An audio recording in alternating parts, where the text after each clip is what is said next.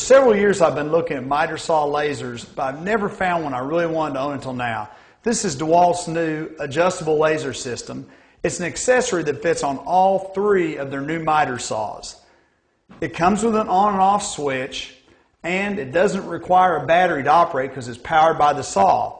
One of the things I really like is I don't have to have the blade spinning to generate the line. And also I can adjust that line for accuracy and move it from the left to the right hand side of the blade. It works to the entire cutting capacity of the saw, both vertically and horizontally. And best of all, it's really easy to install. It just takes about 10 minutes.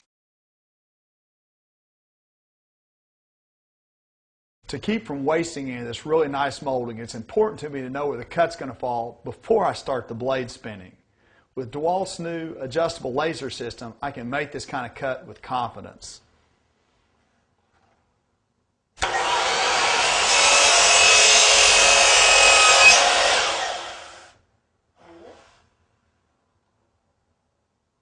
When you're cutting crown molding laying flat, it's really hard to line up the cut. With the new DeWALT laser, I know exactly where the cut's going to happen every time.